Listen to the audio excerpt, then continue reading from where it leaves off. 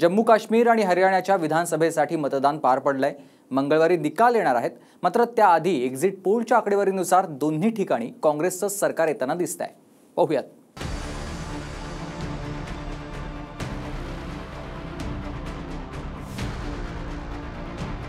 जम्मू काश्मीर आणि हरियाणाच्या विधानसभेचा निकाल मंगळवारी लागणार आहे।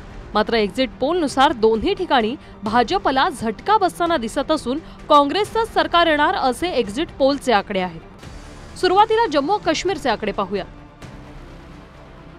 सी वोटरच्या एक्झिट पोलनुसार काँग्रेस आणि नॅशनल कॉन्फरन्सचं सरकार येताना दिसतंय।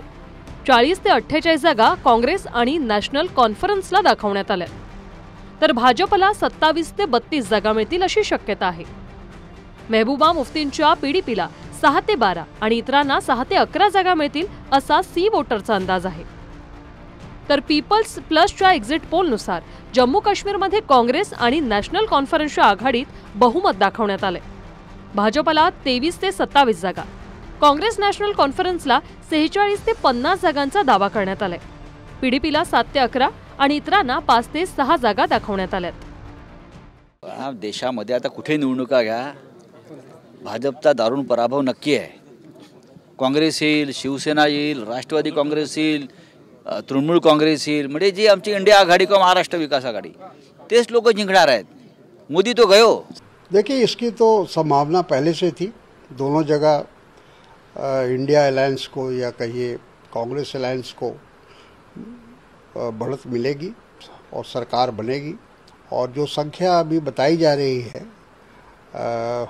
कांग्रेस की या एनसी की, उससे ज़्यादा सीट आएगी और ज़्यादा मुस्तहकम और मजबूत सरकार दोनों जगह बनेगी। जम्मू कश्मीर की जनता का जो जबरदस्त सपोर्ट भारतीय जनता पार्टी को मिली है, मुझे पूरा विश्वास है कि 8 अक्टूबर को जब जम्मू कश्मीर में वोटों की गिनती होगी तो शानदार जीत के साथ भारतीय जनता पार्टी जम्मू कश्मीर में सबसे बड़े राजनीतिक दल के तौर पर उभर कर आएगी।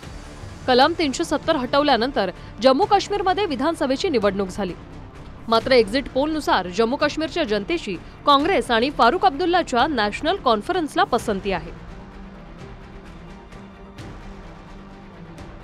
इकडे हरियाणातही विधानसभेच्या 90 जागांपैकी पोलनुसार हरियाणाच्या जनतेचा कौल काँग्रेसच्याच बाजूने आहे आणि इथून भाजप सत्ता गमावणार असं एक्झिट पोलचं मत आहे।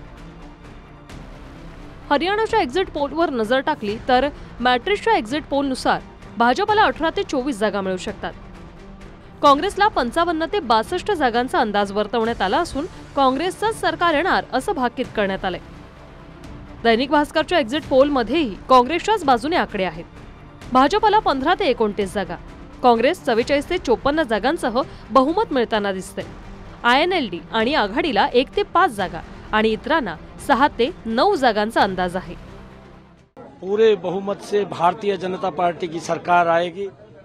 8 तारीख को आएगी, पूर्ण बहुमत के साथ आएगी। हमें पूरा विश्वास है। हरियाणा के लोगों ने जो पिछले 10 वर्षों में कार्यों को देखा है, हर वर्ग के लिए काम हुए हैं। सीटें के मैं नहीं कहता, लेकिन भारी बहुमत से कांग्रेस बन जा रही है। 60 से भी ऊपर हो सकती है और जितनी भी होती है, मैं कह दूं 60 सीट आ जाए 70, आपको ये असेसमेंट नहीं होती। असेसमेंट ये है भारी बहुमत से कांग्रेस पार्टी सरकार बना जा रही है। जम्मू काश्मीर आणि हरियाणात मोदी आणि राहुल गांधींनी धुआधार प्रचार केला होता। निकाल मंगळवारी येणार आहे। मात्र एक्झिट पोलचे आकडे काँग्रेसच्या बाजूने असून दोन्ही ठिकाणी भाजपला झटका बसताना दिसतंय। Bureau report, TV9 Marathi.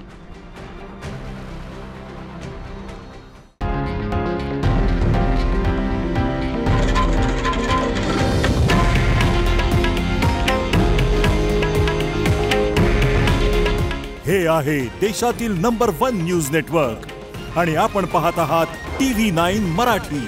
काळजी तुमची, हित महाराष्ट्राचं।